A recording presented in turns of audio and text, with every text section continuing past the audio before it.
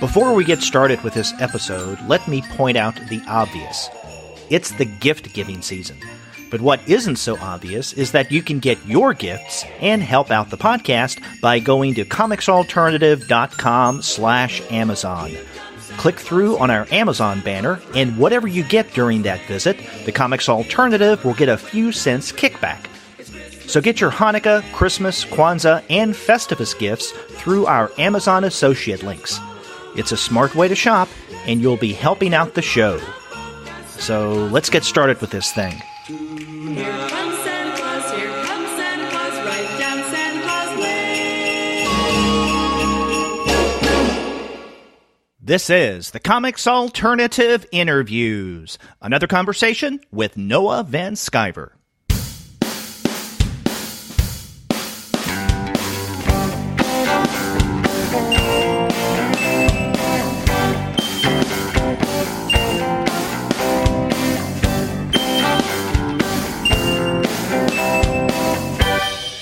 Hello, and welcome to another episode of the Comics Alternative Interviews. I'm Derek. And I'm Sterg, and we're two guys with PhDs talking about comics. That's right. And on this episode, we talk with Noah Van Sciver. He's got not just one, but several new books that have come out recently. One Dirty Tree from Uncivilized, Constant Companion, which came out this summer from Fantagraphics, A Perfect Failure, Fante Bukowski 3 from Fantagraphics, and, of course, the latest issue of Blammo, number 10, from Kilgore Books and Comics. But before we get to that conversation, we want to let everyone know that this episode of the Comics Alternative Interviews is brought to you by those wonderful folks at Discount Comic Book Service. Go to their website, dcbservice.com, for all of your comics pre-ordering needs. There, you're going to find all DC, Marvel, Image, and Dark Horse titles at 40% off of the cover price if you pre-order. For all of the other publishers, you'll find that those discounts can be anywhere from 20 to 35% off of the cover price. And every single month, you're going to find some incredible specials. Sometimes those specials could be as much as 45% off of the cover price. Sometimes 50% off cover. But every now and again, you can find discounts that are even more impressive than that. That's right, Derek. And if you go right now to Discount Comic Book Service, you can find multiple titles by Noah Van Sciver, including Constant Companion, his sketchbook, the latest edition of Fante Bukowski, the latest volume, and all the volumes, actually, of Fante Bukowski, all for 35% off. Yeah, if you're not familiar with the work of Noah Van Sciver, well, first off, shame on you. But if you want to get caught up and escape that shame, then head on over to Discount Comic Book Service. And it's a great way of introducing yourself to the work of Noah Van Sciver. That's at a great price. That's dcbservice.com. Definitely go there for all of your comics pre-ordering needs. And after you do get your titles there, please be sure to send them an email and tell them that the two guys with PhDs sent you. With bells on. You know, this was a fun interview, and I'm glad that we had Noah Van Sciver back on the podcast. We spoke with him about 3.5 years ago around the release of St. Cole, which is a really good book. Mm-hmm. And that was my first time, at least in an auditory way, meeting Noah Van Sciver. Now, since then, I've seen him at a couple of conventions. And I was happy that now that he's in South Carolina, he may be coming to Heroes Con next year. Yeah, that was good news for me too. I've never met him or spoken with him, so I was glad to have that opportunity today. Yeah, really nice guy, and we have a great conversation about his new books, which are all over the place. I mean, I can't believe how prolific this guy is. He's like us on social media. Yeah, that's it. Yeah, yeah. In fact, we even talked with him about his prolificness and the many publishers that he works with and platforms. Yeah, and the guy is busy, but he took time out of his schedule to talk with us for the podcast. So let's go ahead and listen to that interview. Sounds good.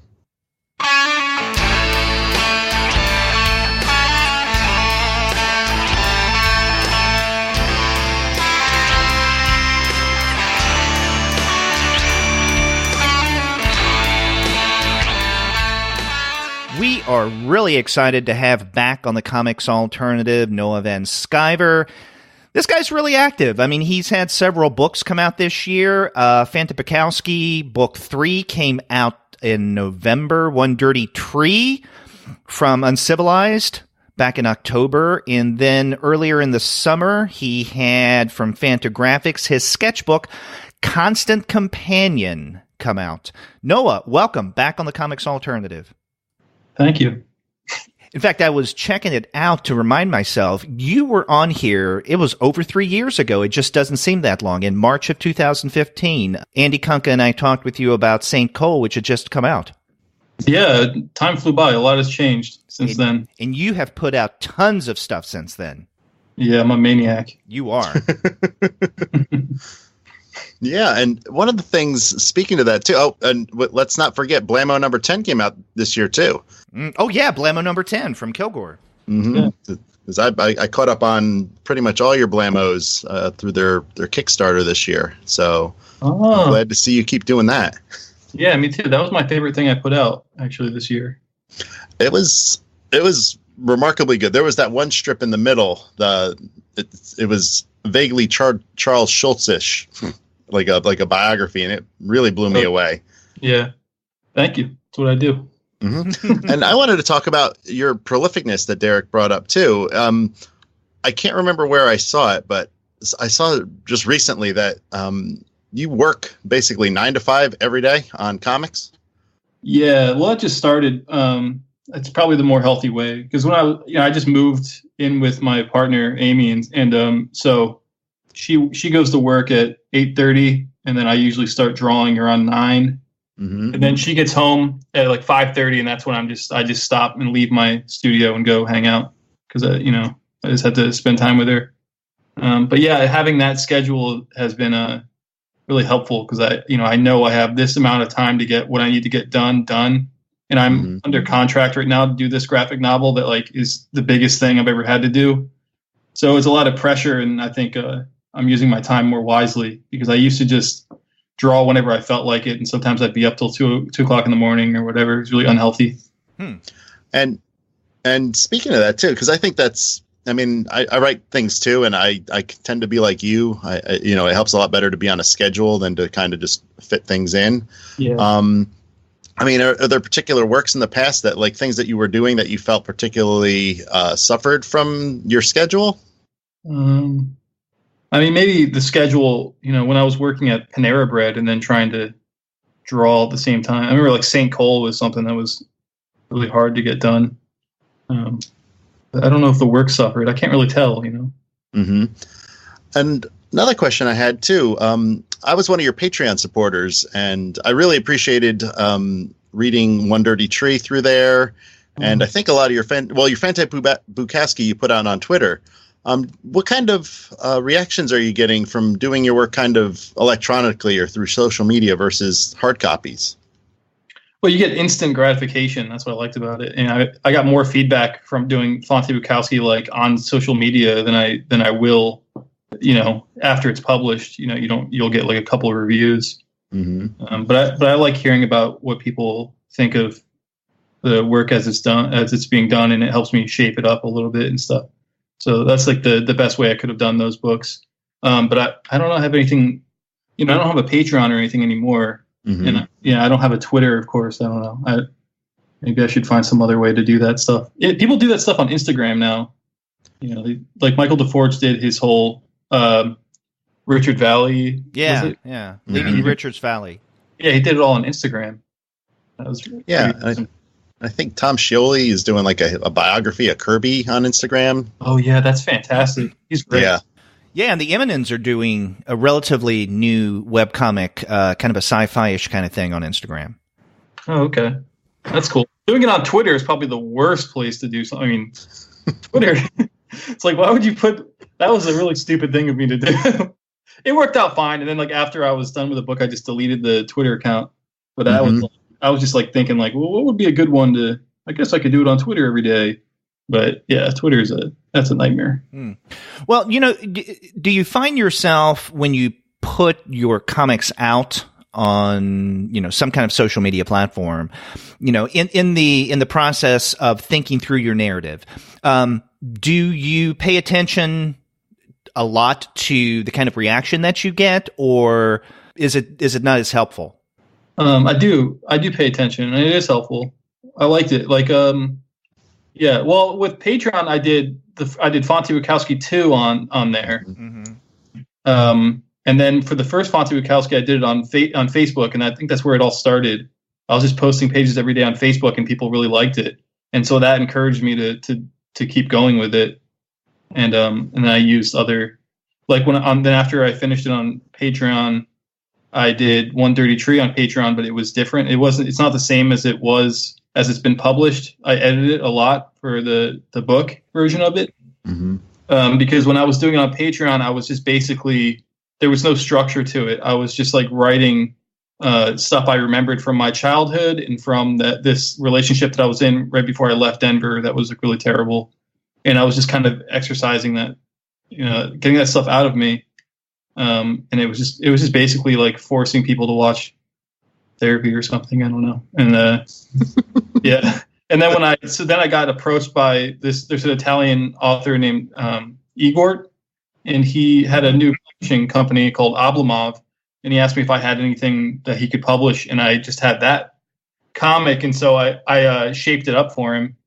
And then, a couple of years later, like Uncivilized published it. So it's kind of like an older thing, and it's like really embarrassing man, I really got off top. I'm sorry, I got really No, that's fine.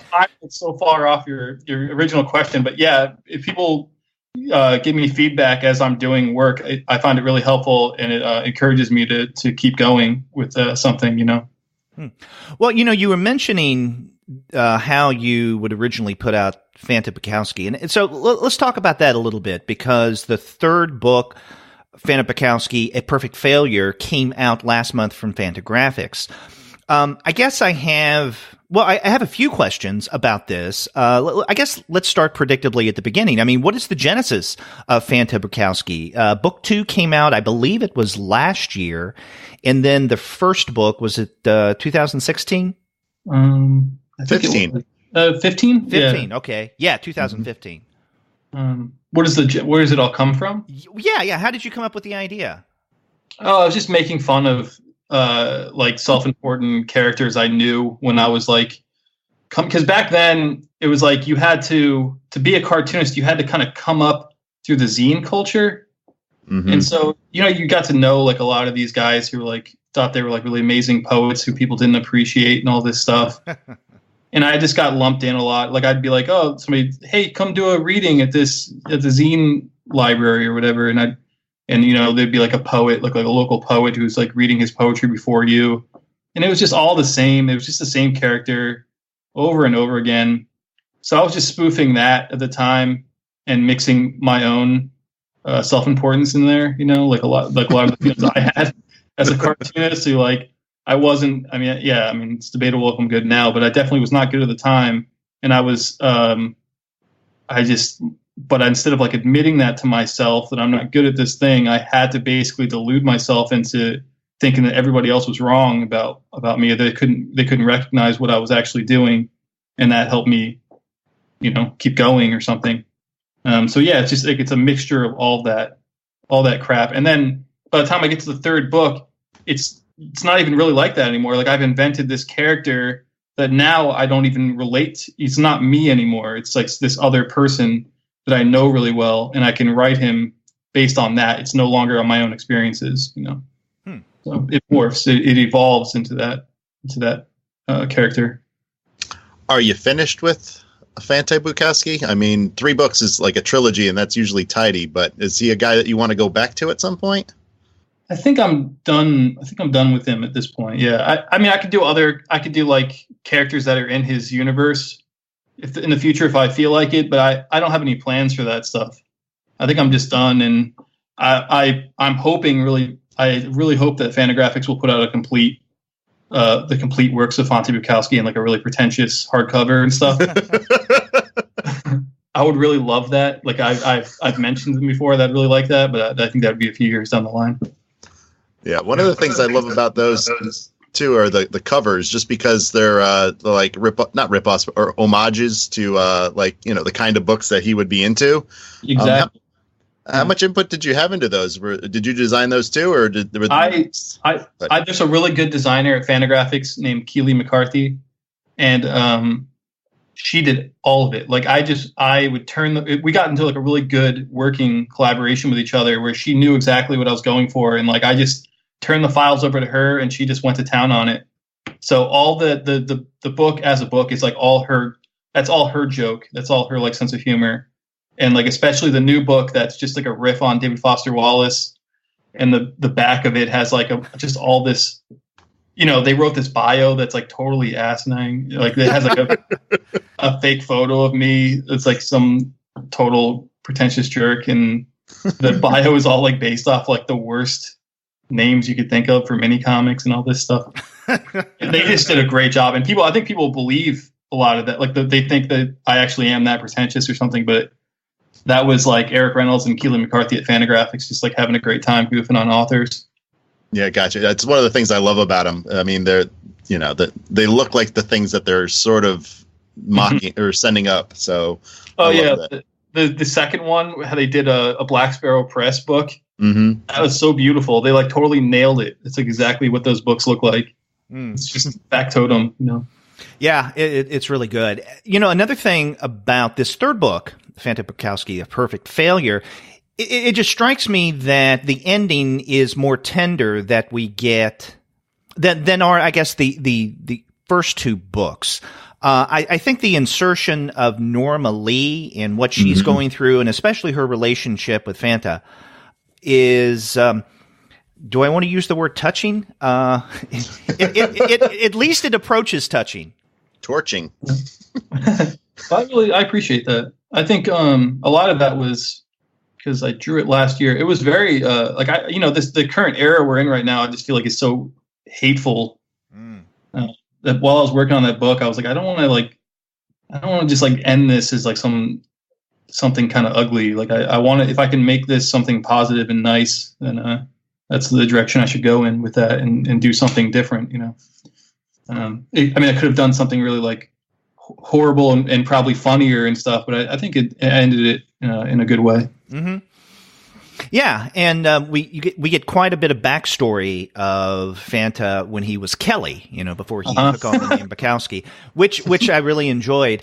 And I see where, in what you were saying, that you wanted to have a book, or especially in this new book, in a non-nasty manner, because given what you do in not only this book, but, your earlier Bukowski narratives, I think that the potential to get really nasty would be ramped up, because in many ways you are taking, quite a number of swipes at the art world.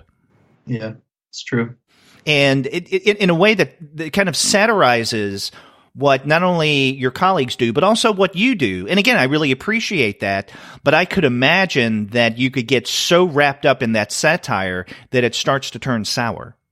Yeah, I could have just like made fun of, the tastemakers or something. I mean, I thought about doing that stuff at one point when I was working on the second book. I was going to just totally make fun of a lot of like the tastemakers in comics or whatever. Yeah. Well, you do make fun of yourself. I mean, you have an appearance in this book at a zine show, and we even get to see Porcelino. Yeah. that was great. You just standing there or sitting there staring off into the distance. That's what he does, though. You see him. He's got like 30 years of doing those shows. He's just numb to it all. Yeah, exactly. I had a question about this, just because one of the things that strikes me reading that book or those books is that I really love the horrible poetry that he puts out. And I mean, are you spoofing specific people's things? Do you sit around with friends and come up with those things, or you just like sit there and say, what is the worst crap I could put out?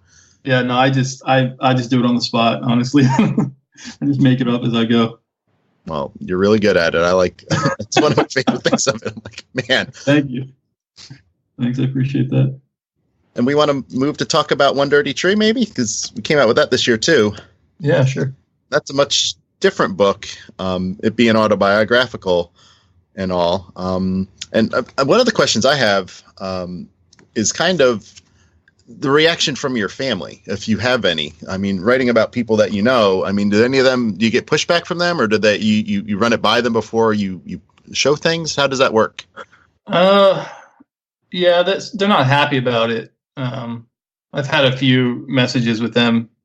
Yeah, they're not very happy about it. and I mean, what can you do? I mean, that's their right. And this is weird thing where, like, if you're an autobio artist, you kind of are an asshole. Like, I mean, you know what I mean? Like, you kind of have to. I don't know. It's disrespectful if you're going to do it. Honestly, you're going to be disrespectful in some way. So I definitely. I mean, that book does make me an asshole for doing that stuff. For writing about my family, but I don't know. I mean, I feel bad about it. Well, that also. Yeah, I was going to ask, do you get less grief from Ethan since he's a cartoonist as well? I think he likes the book. I don't. Actually, I'm not sure if he likes it or not. I know his wife likes it. I talked to his wife about it. She said she likes it. So they have a copy. I'm more frightened of my father reaction to it, because I know he read this story I did called The Lizard Laughed. That was like, and he knew exactly what that story was about. And he told me that it really bothered him. And I don't have the best relationship with him, famously, but I do feel really bad about that stuff, because I don't know, doing that. I mean, you have to do it. Doing that stuff publicly is like just not a nice thing to do. I don't want to do it anymore. I just feel guilty about it. What autobio stuff? Yeah, like, well, where you're dealing with. The thing is, like, God, I don't know. I have so much to say about this stuff, but with, like, One Dirty Tree, my father, he has mental illness, and so it's like airing that stuff out is like, and making him a villain in any way just doesn't seem fair to me anymore, like it did when I was younger. So I feel guilty about drawing comics about him, and I like the story in the last issue of Blammo that kind of ends the issue is true. That really happened. We hadn't seen each other in 15 years or something, and then we were together. It was my brother's wedding, and we both attended, and we had a chance to just walk around Beverly, New Jersey, where my dad grew up, and he just pointed out all this stuff, and then we started talking, and it was really, I don't know, it just really, after that happened, I was like, I'm done with this. I don't want to make art about this person anymore. Like, it's he has his own problems, and he and I can't be mad at him anymore. I have to. Yeah, I don't know. I mean, the context for anybody listening who doesn't know that stuff is that, like, my mom and dad got divorced, and my dad basically split when I was, like, a really little kid, and so I don't have a relationship with him that's really close, and like my older siblings do and stuff. So I had this feeling when I was growing up that I was like the child that was kind of discarded, and I know it like psychologically it hurt me like a lot, and I made a lot of comics about it. And I think Fante Bukowski, a lot of that stuff is kind of tongue-in-cheek joking about that too, because, guys like that always have that attitude towards their father and stuff. So I gotcha. Yeah. So that was it. That comic was the ending. Like, when I published that comic in Blammo, I said, this is the end of me going there. I'm done with this, I got you. So, but you kind of felt the need that you had to wrestle with it or put it out there in the world somehow. And, right. And well, one of the telling my story, I mean, not to interrupt you, but I'm telling my story about me. It's like, that's my self-portrait. And that's something that happened in my life. That's, growing up Mormon and it falling apart and all that stuff is like, that's what makes up me. And if I'm going to tell the world about me, that's just part of the story. And it sucks that it involves other people. But, like, to some tiny degree, I'm a public figure, and this is where I come from. So I don't know. That's that story. And you do toss yourself under the bus somewhat. I mean, I don't know if you take like I'm not going to say it's a pleasure, but you as a young man with that fro and that scene with the bathtub, and I mean it's hilarious, but it's horrible at the same time. Yeah, it's not like you let yourself off or you're painting yourself as like I mean, you're literally like a horned devil goat person. So it's well, I've talked about this with my siblings before too. It's like we all in my family have these really dark senses of humor, And we kind of realized that like that's something that you develop as like a defense mechanism, because things are so embarrassing. It's like so painfully embarrassing that like you have to laugh about it. You know, like we were growing up in that house, it was like so dilapidated, and there was just water pouring down like a fucking waterfall at the end of our stairs into buckets and stuff. And it was like my sisters would just walk around going, "We're rich." We just laugh about it, you know, because it's like it was just so you're just so ashamed. Like as a kid, I really wanted to make a sign that said candy store or something and put it on the front of my porch, so that like when I'm walking home from school, nobody knows that like I'm going into the home I live in. You know, they think I'm just visiting a store or something. And it's like, I'm a little kid. Why? Like that's so embarrassing. Yeah. Yeah. You mentioned that at one point in One Dirty Tree. Yeah.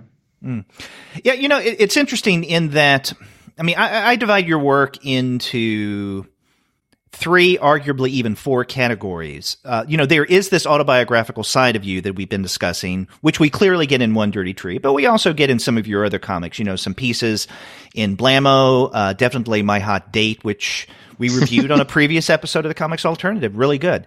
You know, then there's that, I guess, fictional side of you that we get in stories, for instance, like St. Cole. Yeah. I put in that category as well the Fante Bukowski stuff, although that's a kind of fiction that is more satirical. So that would, I guess, be a 4th category or a 3rd category. And then the 4th one would be your historical writings. And sometimes these are based on individuals, like famous individuals, obviously Lincoln, Artemus Ward, more recently. Johnny Appleseed, the book that you did with Buell, and then events as well that are historical in nature. Is that a fair assessment of kind of an overview of your oeuvre, those 3 or 4 categories?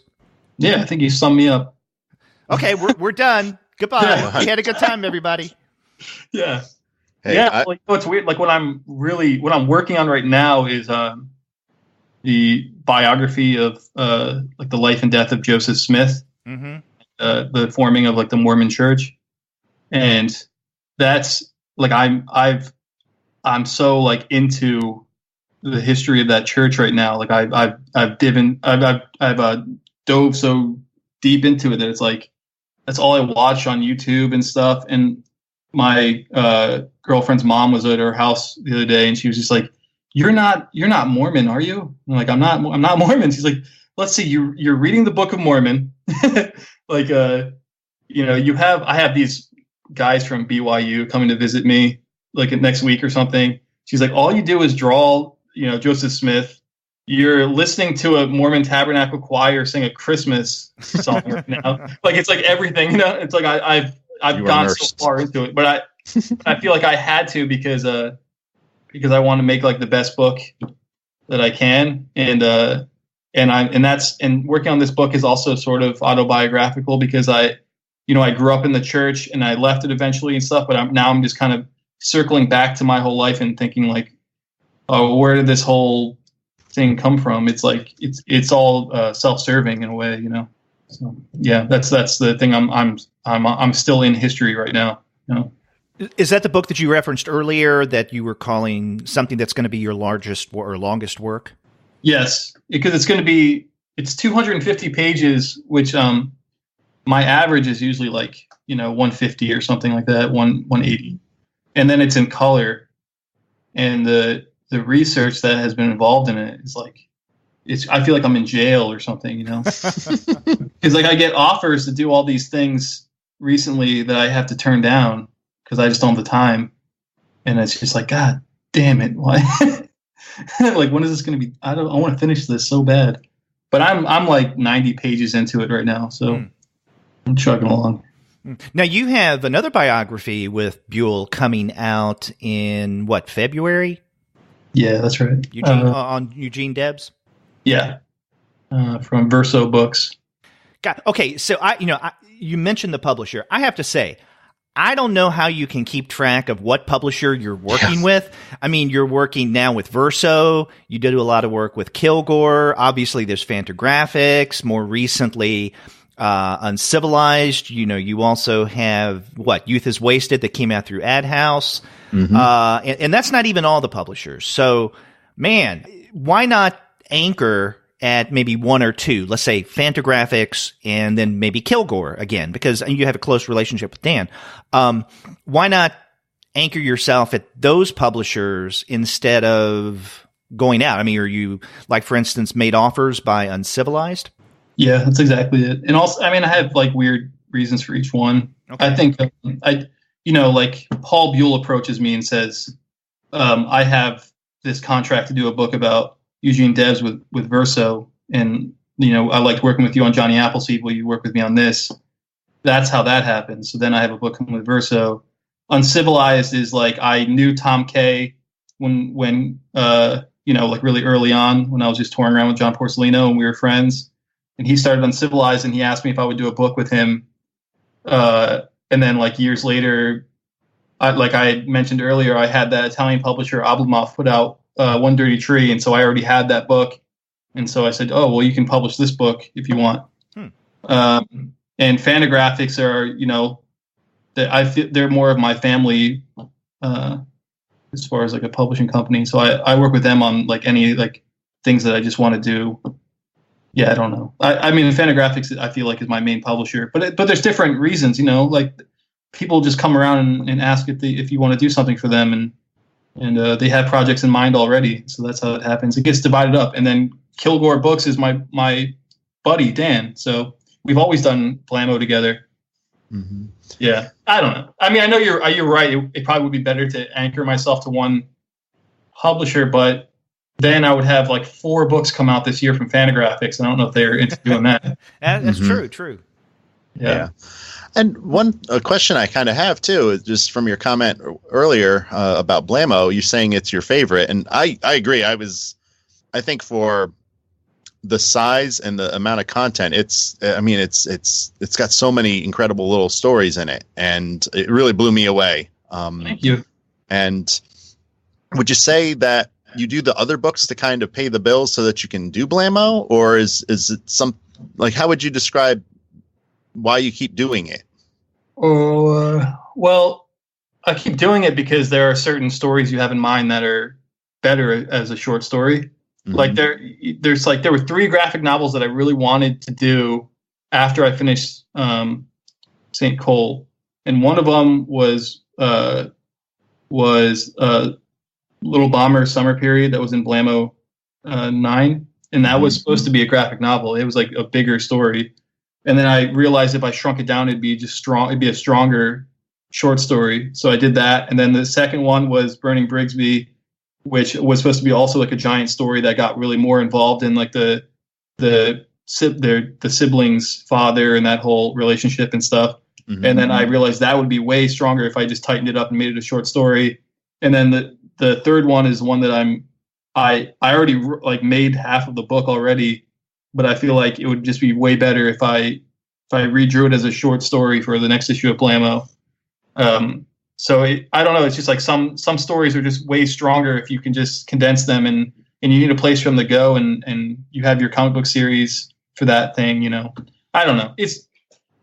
I don't know. I mean, I'm a fan of comic books too. Everybody loves that thing. It's a perfect object. So yeah. And I love them too. I mean, and it's one of those things that, I mean, in the 90s, there were tons of one-person anthologies. And I think Blammo kind of carries that banner in a way that I love personally. And I wanted to ask you kind of this question, because, usually I read reviews and I know it's kind of like a joke that,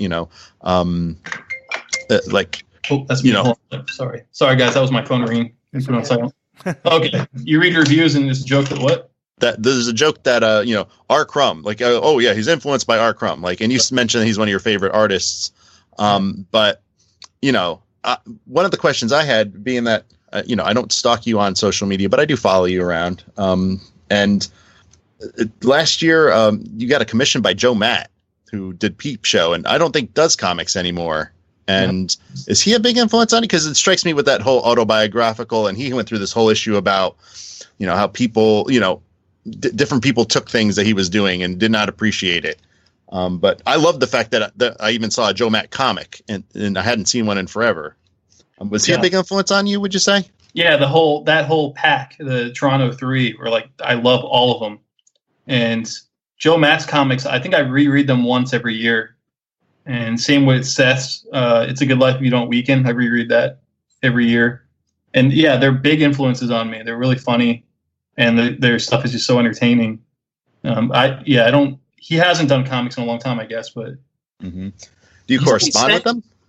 Not really. Like, he might message each other on Facebook or something, but not really. I mean, I don't really know him. I just had written to him and said, I'll give you $100 if you just give me like a sketch or something that I can put on my wall. And he sent me back that like painting. Yeah, it looks beautiful. Mm-hmm. Thank you. Yeah, it's on my studio wall as we speak. It's incredible. I love it. Cool. Well, speaking about that group of writers, I want to ask you about the letter that you published from Seth in Blammo 10 as a way of kind of circling back to One Dirty Tree, which we were talking about earlier. You have three famous creators who are sending you word about the last issue of Blammo, right? Ivan Bernetti, Seth, and Chris Ware. And it doesn't surprise me that Seth's is the more verbose, the longest, and the most thoughtful of the three. And one of the things he says is, he's talking with you about not necessarily kowtowing to what people expect in terms of narrative. So, for instance, plot, conflict, and he says in essence, just follow your gut, and, the conflict and the plot will rise up on its own. And that got me thinking about the way you structure One Dirty Tree. I mean, it's definitely an autobiographical work, but it's one where there seems to be almost, how do I put this, kind of a freewheeling progression. In other words, in terms of a narrative thread, or at least a plot, it's maybe more, I don't want to say erratic, but it's not as clearly defined as a lot of autobiographical works or memoirs. And it's almost as if you're presenting the events here or there as they are connected by memories, which in many ways is how the mind works. And, not to be pretentious or anything, but I couldn't help but think of William Faulkner's The Sound and the Fury, right? Because when one character thinks of something or has an experience, it triggers a memory. So, for instance, in the Benji section of something that happened, years ago, even decades earlier. Yeah. And that's the way, I guess, to some degree, you structure One Dirty Tree, where the older Noah Van Sciver will recall something that the younger Van Sciver experienced, and then that younger Van Sciver will lead to, let's say, a middle-aged or like a teenage or young adult Noah Van Sciver who has his own memories, which takes us back. So in other words, there's kind of a bouncing around in terms of time. And in many ways, it seems kind of linked to memory in that way. And so that's one of the things I thought was so powerful about this book from Uncivilized. Oh, I really appreciate that. That's great. Yeah. I mean, I didn't even think I haven't taken a step back and looked at it, in fact, I haven't even read it yet. So, wow, thanks a lot. Okay. This is another connection to One Dirty Tree that this is not. We're going to go from Faulkner somewhere else. But in the first 5 pages, one of the things that totally struck me is that your early love of Ralph Snart comics. I loved Ralph Snart comics when I was a kid, and nobody talks about Ralph Snart. I know. Why? What happened? He still puts them out, I think. He does? That's Where do you get Ralph Snart comics these days? He's got a website, and you can go and he's got things, or what, Dr. Gort or whatever that guy is. I think he's done spin-offs too, and Is the his Lizard name too. Mark Hansen? Is that the artist? I think it's Ralph Hansen. Is that right? Did you say that? No, I said Mark Hansen. No, you're right. You're right. Sorry, I was talking over and I didn't hear the first. Yeah, you're right. It's Mark Hansen. Yeah, he's got a website. Yeah, but how weird is that, though, right? Because those comics, I could get them at like 7-Eleven when I was a kid. Mm-hmm. They were all over the place. Oh, yeah. And yet, he's one of the most obscure cartoonists. Nobody talks about him ever. Yeah. That's so weird. I thought so, too, because it was Now Comics, and they had like Terminator and some other... Yeah. Married with Children. Yeah, they had all those. And I read the heck out of these. And I mean, you know, my dad liked these because his origin, basically, it's like he came home, he had a really horrible day, and like, you know, everything happened. And my dad, he was going through a divorce at the time, and he was like, "That's my life." And I was like, "What?" Yeah. Well, is it because he never moved on from Ralph Snart that people just kind of moved on without him? Maybe. I don't know. Or maybe he's like the perfect, I don't know, whenever I read it in like 10th grade, like maybe he's like, that's his wheelhouse, and he just hasn't found that audience. Yeah, somebody should interview him. Somebody with a show. Yeah, Derek. Derek, did you not read Ralph Snart comics? No, I didn't. What the hell were you doing? I don't know. I know that in the 1980s, I stepped away from comics. I guess around the time that I was starting college. So I really lost touch with a lot of stuff that was going on. I mean, I used to go to my local 7-Eleven right up the street from where I lived, and that's primarily where I would get my comics. I wouldn't even know if something like that would be in a spinner rack. Yeah. Well, it was at 7-Eleven, and then it'd be like, next to that would be like Aliens versus Predator comics. Oh, yeah. You know, it was like, man, it was great. And then Wizard Magazine. How great. Comics were really fun there for a while, where you could just go, like, there's actually a magazine that came out where they treated comic artists like they were athletes. Yeah. It was glossy. Yeah, it was like Sports Illustrated for comics. Yeah, exactly. It was like top 10 cartoonists or whatever, you know. Like the same list as like Jim Lee again. Yep. Man, that's great. And now they're running the show and they don't do it. They need to bring it back. Yeah. It's over. It's all over, guys. Comics are done. It's something that happened, and it's over now. Well, I'm going to go that's ironic. And you keep making comics. There's some of us, we're holding on. We're not going to let them go. Yeah, no. It's too late for me. Well, and kids like comics. Like, there's been this whole resurgence of, I don't know, comics for kids. Like Scholastic and a bunch of these other publishers are just, I'm kind of interested to see what they're going to be like. I love that stuff. That's so great. Yeah, I think for younger readers, although for older younger readers, let's say maybe junior high, definitely high school, even the early years of college, I mean, I at least from my experience, when I've taught that age, they're not really familiar, most, with comics. Or if they are, it's manga. Yeah. And more times than not. But even then, they're much more familiar with the anime than they are the manga. I remember I had a class a couple of years ago, and I just started reading Princess Jellyfish. And I mentioned this, I don't know, it came up at some point in the class, and a lot of students said, "Oh, God, I love Princess Jellyfish." And they were talking about it, but they were talking about it in a way that seemed a little unfamiliar to me. They were talking about the anime, but they didn't know the manga.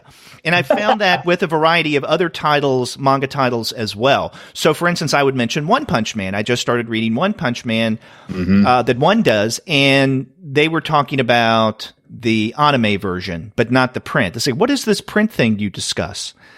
Yeah. It is alien to us. We watch, I don't know, like Adult Swim, or they get it through YouTube or any number of outlets where they can find their anime, but not the manga. So I don't know. I mean, maybe with, as Sterg, you mentioned, the almost explosion over the past few years that we've had with publishers, Scholastic's a big one, but, there are also other trade publishers that are publishing books for younger readers.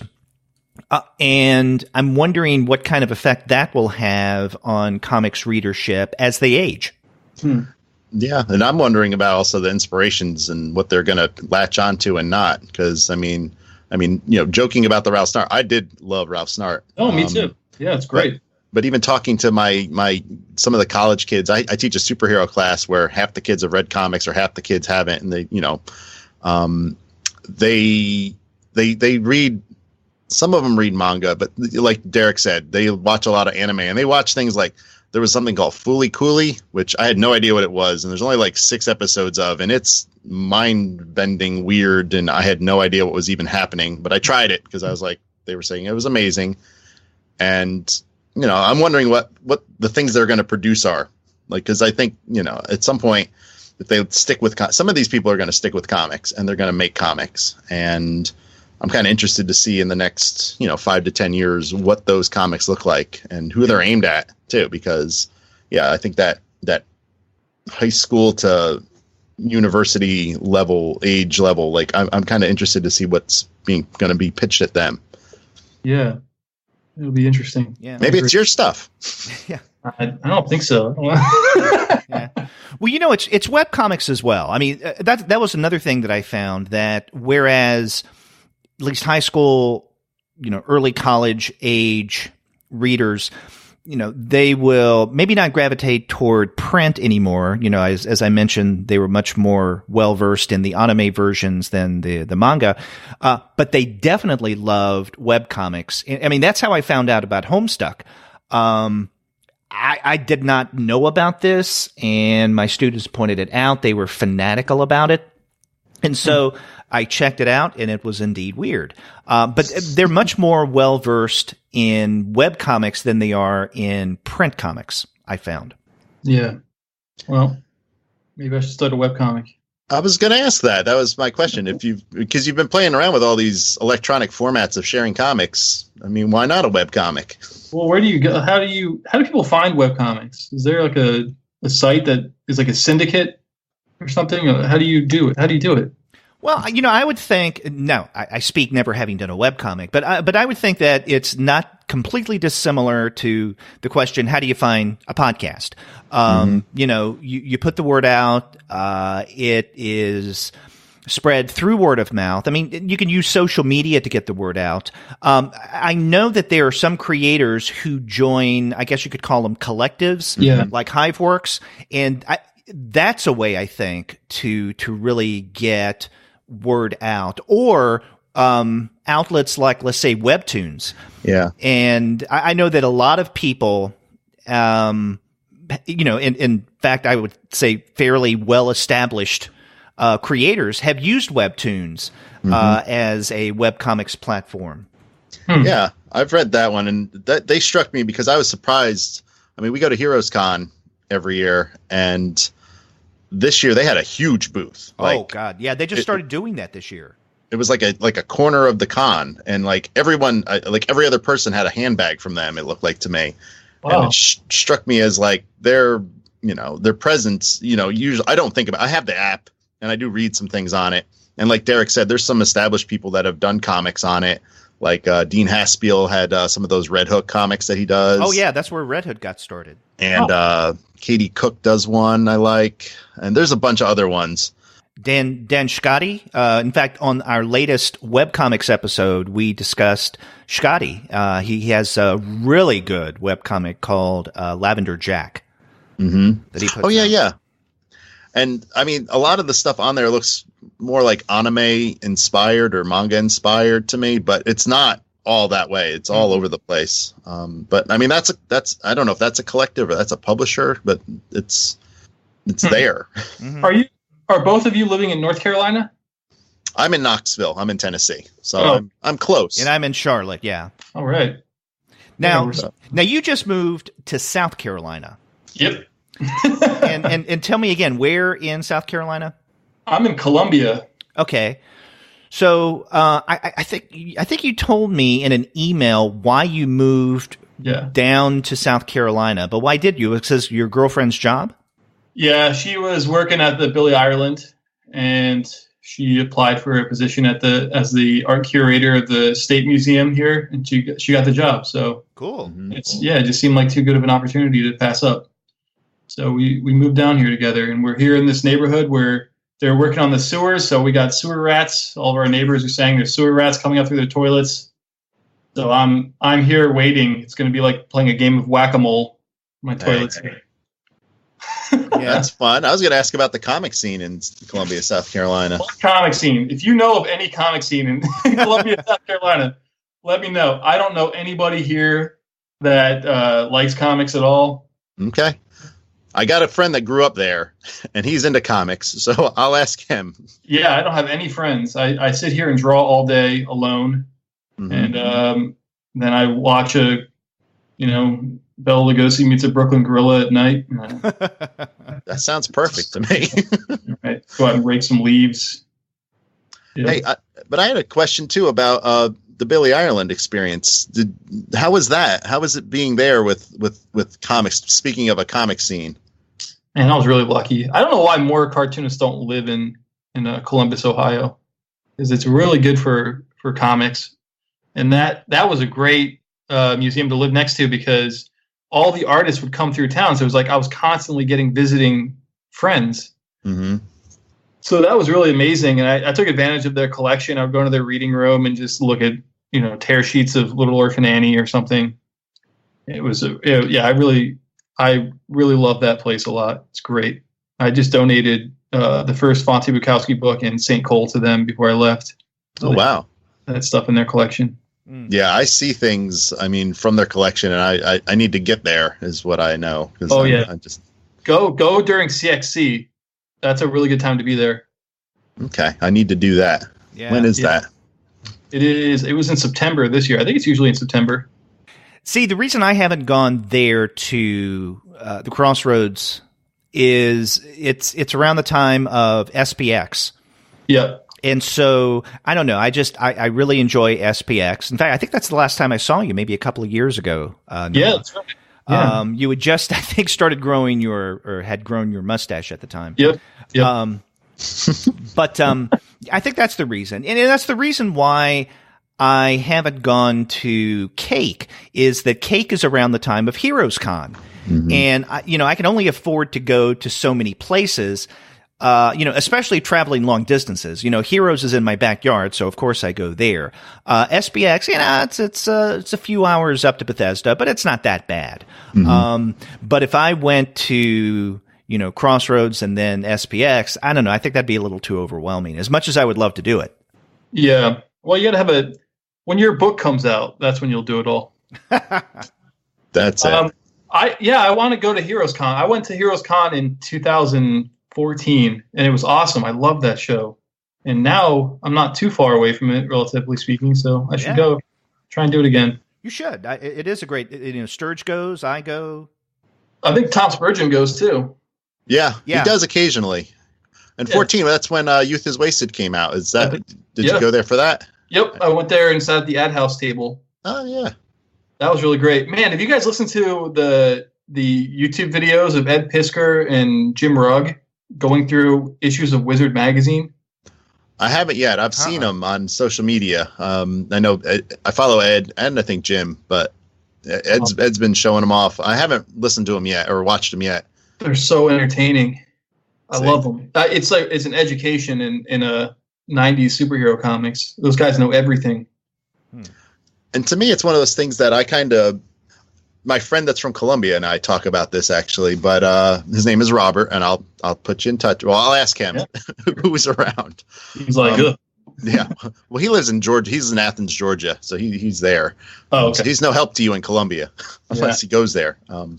But we talk about it too because we're roughly about the same age, and we kind of, Derek talked about falling out of comics in the 80s, and I kind of fell out in the early 90s, mid 90s for a while. And there's a part of me, like at the very beginning, I was like, do these guys legitimately love these books, or are they like spoofing these books? Because the 90s kind of have that, that reputation, at least for a certain number of comics fans, of being like, these were the dark days when nobody could draw feet and things were, cross-hatched within the, an inch of their lives. But now that's turning around, though.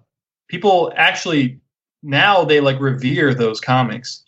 It's the weirdest thing. Everybody we used to make fun of that era, yeah, and then now people are like, they're like, no, those were the good days. It's just like, what?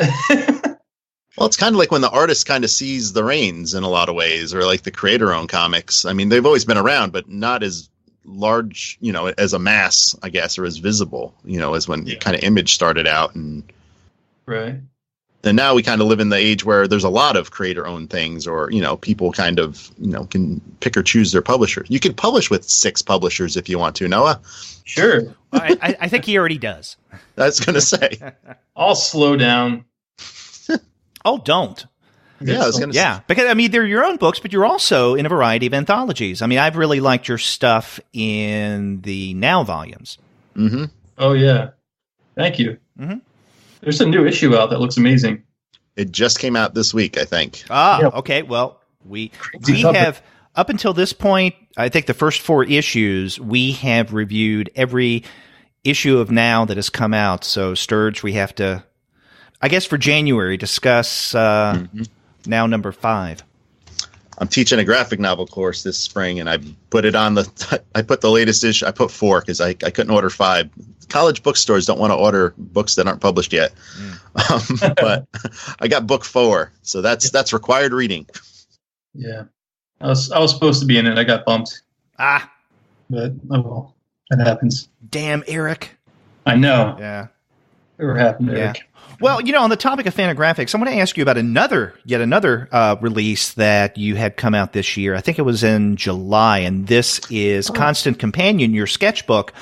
And I think this is notable for a couple of reasons. One, I guess, correct me if I'm wrong, this is the first time that you've released something like a sketchbook.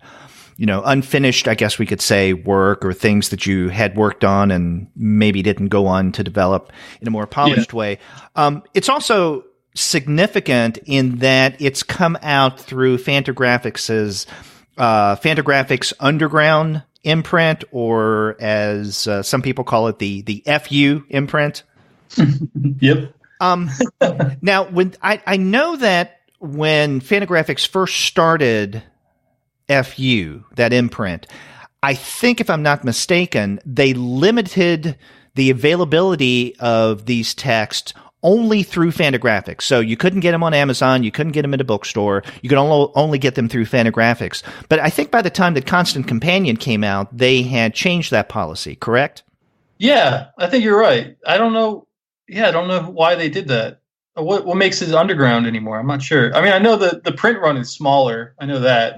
So that's why I wanted to do it, because the sketchbook, you don't need to have too many copies of that floating around. So it seemed like, that's only for people that the 100 people out there that actually really like me and are interested in reading my stuff in the sketchbooks or whatever. But that was the whole purpose of it. And I don't know. I wasn't expecting it to be in stores. I wonder what changed about that. I'm not sure. I don't know. How was it putting out your sketchbook? Did you have any reservations about that? Yeah, the same, very similar reservations as I do with One Dirty Tree, because that's a lot of basically diary type of comics in there that weren't really for anybody. It was just for myself. But what happened was I went to Angoulême, and I went to the L'Association publisher table, and they had these really these really basic produced reprints of Jones Farr's sketchbooks. And I bought 3 of them, and on the plane ride home I was obsessed with them. I was just oh my God, I want to have a book like this. This is so cool. And so that's when I started thinking I should scan in some of this stuff and I could do a book like this. And so it was just basically trying to be one of those sketchbooks. I don't know. So thanks to Johann Sfar, we have Constant Companion. Yeah. It just, I don't know. It's just a cool thing to do. Yeah. Well, I was asking you if you felt a little uneasy about this, not so much for the autobiographical aspect, although that makes sense given everything that you've been saying during this interview. But I was thinking in terms of this being a sketchbook and not anything, because, usually people consider sketchbooks as unfinished work, things only for themselves or things that you're working out or working through. And so that's what I was wondering, if you felt that this stuff, maybe the comics were good starting points, but you didn't feel that they were appropriate endpoints. No, because when I had a Tumblr page, I would post a lot of that kind of thing on it. It was just a lot of nonsense, a lot of silliness. So I knew that the reaction to a lot of that stuff was really good. So I didn't have any fear about printing that stuff. It'll be enjoyed by somebody. Well, one of the 100. Yeah, exactly. Number 70. I think I'm number 73. Okay. I got the card. So you have the Eugene Debs biography along with Buell that's going to be coming out early next year. And you mentioned working on the Joseph Smith book.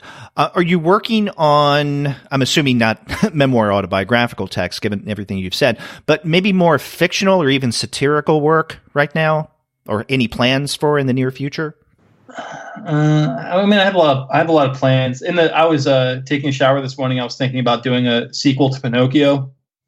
It'd be great if I just did like Pinocchio 20 years later, and now, now he's a real boy, but he's nothing special anymore.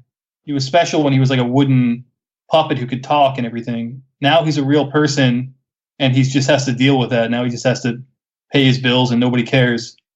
So I was thinking about doing a book like that. Hey, that sounds. I would buy that. Yeah. Yeah. Okay, listeners, you heard it here first. Right. It could be pretty funny. I mean, I could do it very similar to Fante Bukowski in that kind of sketchbooky style, and just be really funny with it. Like he still has like an attitude, like he's something special, but nobody sees him that way. Nobody cares. Mm-hmm. And he doesn't have any family, right? Because Geppetto's dead now. He was an old man already. This is 20 years later. You could do all kinds of stuff. I don't know. Maybe he wants to go and find that whale that swallowed his. I don't know. I'll work on it. Yeah, that, and then I have a couple like assignments for like a website or something will ask me to do this, and I don't know, like an autobio story, and so I have like 2 of those I have to get done, and I don't know. That's about it right now. and we can look forward to a Blammo 11. Oh yeah, for sure.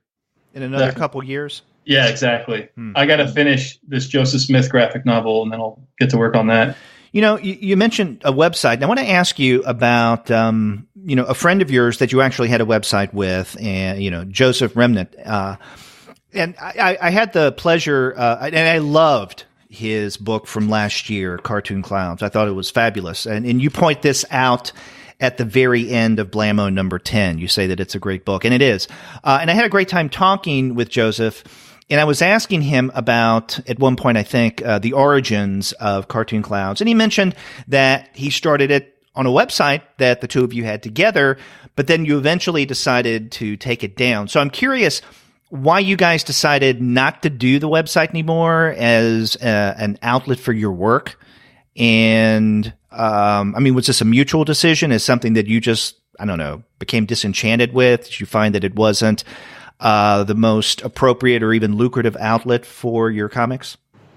It could have been if we had let it grow, but the problem was that Joseph and I are two different cartoonists. Like I'm faster and I produce a lot of work, and he's very slow and methodical about what he's working on. So this website would have just been all me, with a couple of things from him, because he was not. I finished all of St. Cole and it was published, and I think he probably was 60 pages into Cartoon Clouds. So I just feel like it wouldn't have been balanced enough. Maybe if he has I know he said that he's working on a new style that'll help him speed up his pace a little bit more. So I don't know. That's a good idea. We could have, and then we could have a little donation button or something. It would have been great. And a Patreon campaign and all that.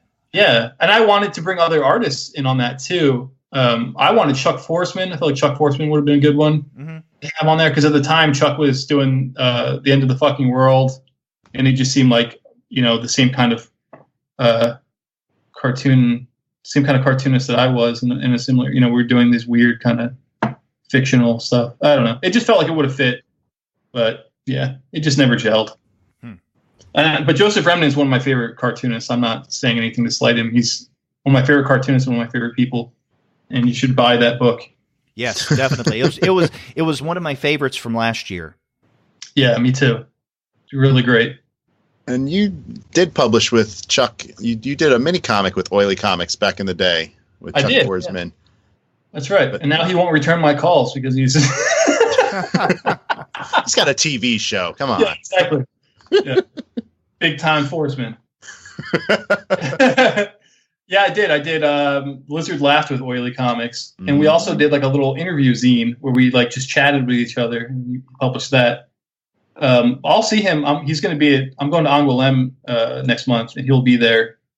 And we're doing a little trip down to Toulouse together, so that'll be good. I haven't seen him in a long time.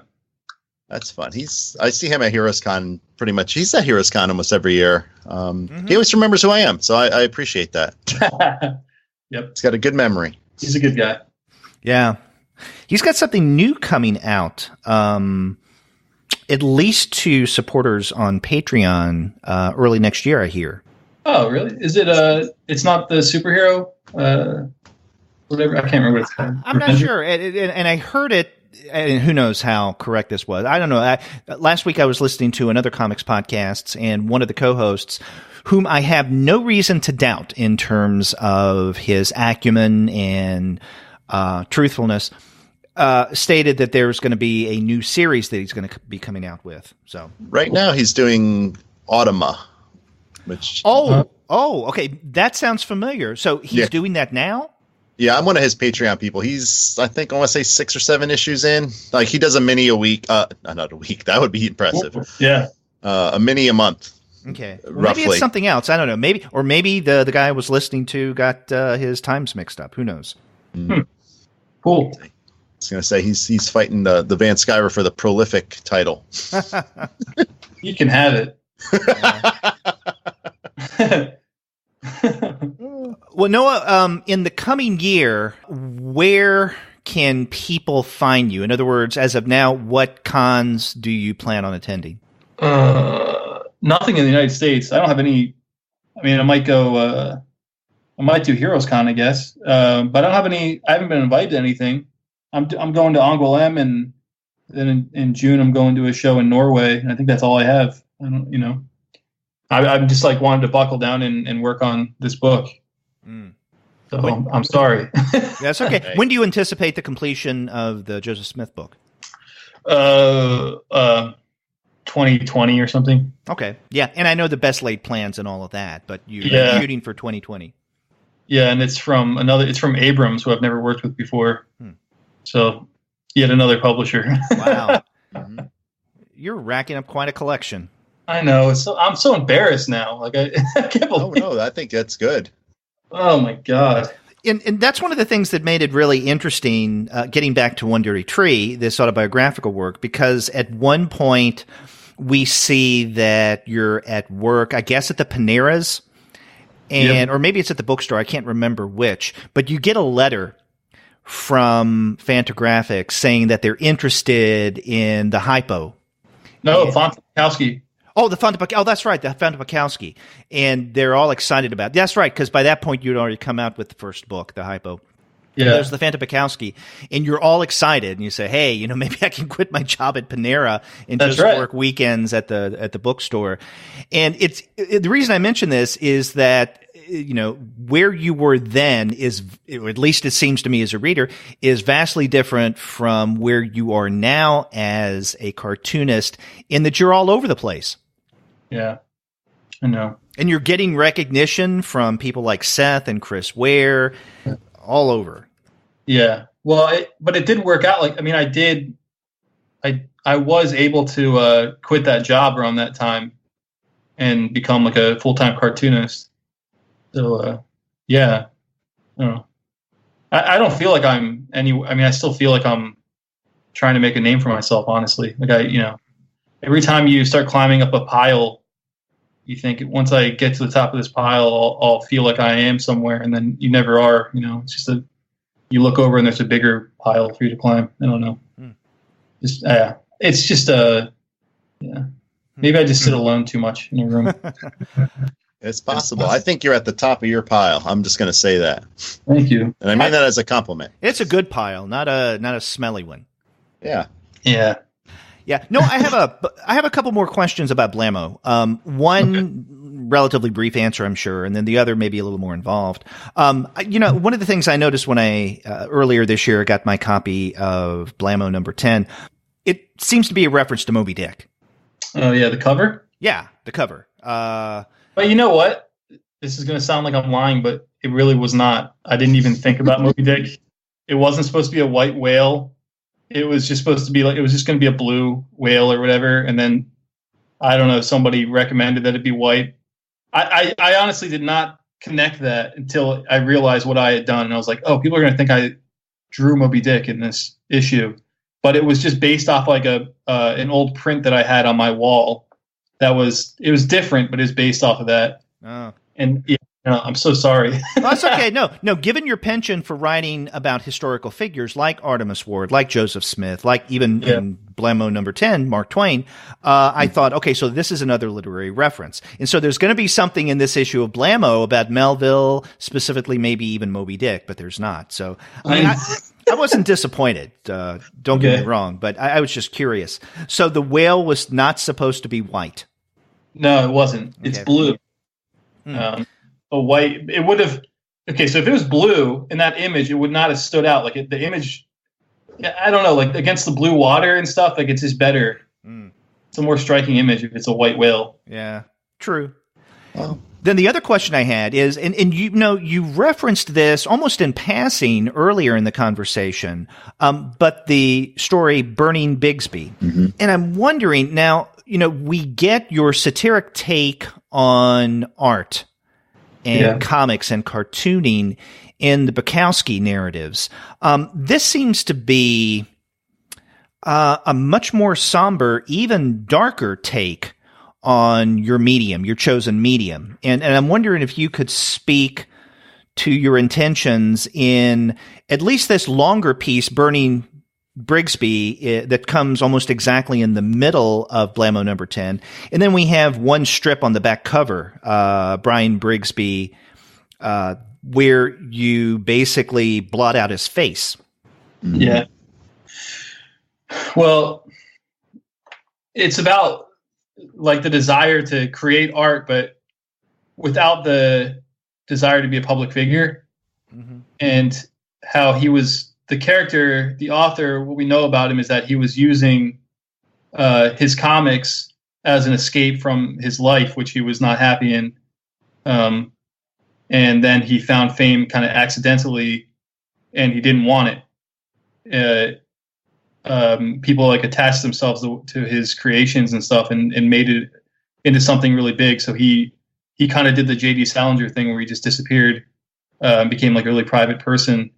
And then it's just like his real daughter and his adopted son fighting over his legacy, But yeah, that's why it's blotted out in the back cover and stuff. Is just because like he wants his privacy, Yeah, I don't know. I mean, I don't know if I'm answering it correctly. Well, maybe to be more pointed in my question, I mean, is there something about your own feelings about art and celebrity and fame that comes out in these stories?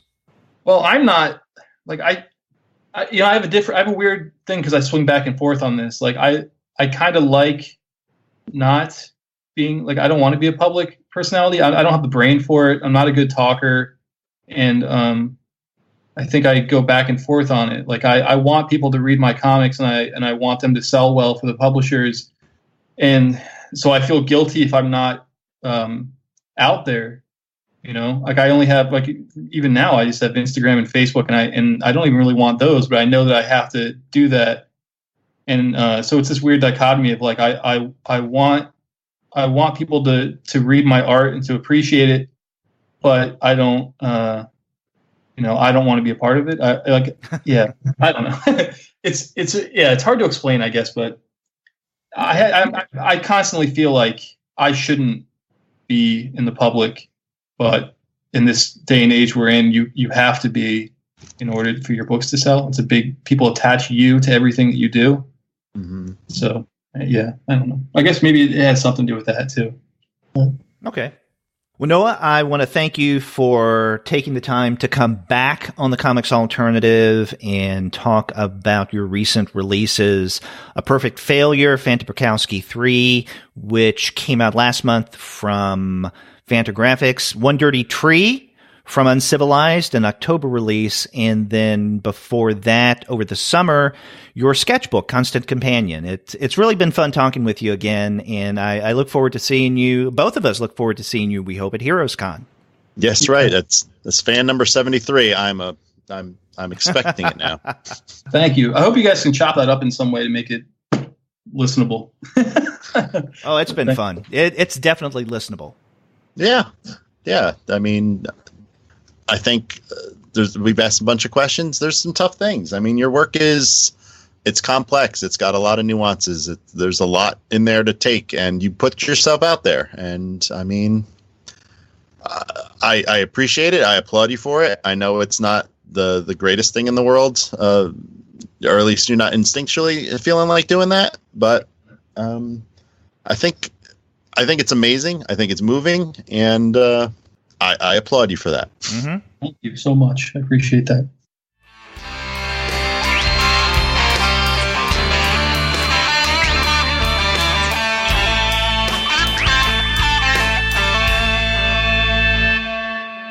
Wow, that was a fun conversation with Noah.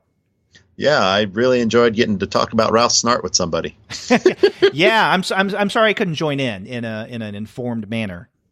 It's something only a select few can appreciate, Derek. Yeah, I guess I'm not part of the elite, at least in this case. So, but it was fun talking with him about Fante Bukowski and his other work that he has coming out. Including the latest issue of Blammo, which is one of my favorite comic books. Oh yes, it's great. If you don't read Blammo, you should read Blammo. Yeah, even though it has nothing to do with Moby Dick or Melville. Hey, I think that's it's good. He keeps you on your toes. That's right. And if you want to be kept on your toes, then how's that for a segue?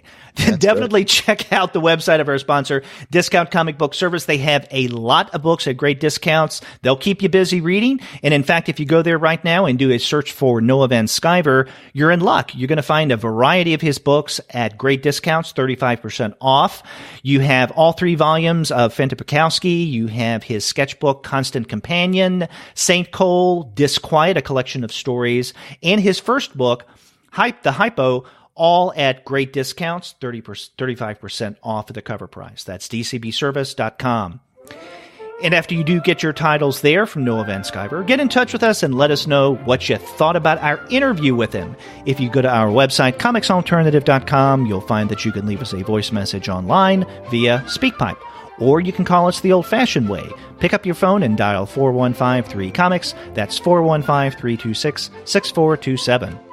Or you can email us the new old-fashioned way at 2guys@comicsalternative.com. Or if you just want to email me, I'm Sterg@comicsalternative.com. And I'm Derek at comicsalternative.com. You can also find us all over social media. We have accounts on Twitter, Facebook, Tumblr, Instagram, Google+, Goodreads, Pinterest, Slack, and Discord. So contact us those ways as well. You can subscribe to the podcast through Apple Podcasts. You can stream us on Stitcher.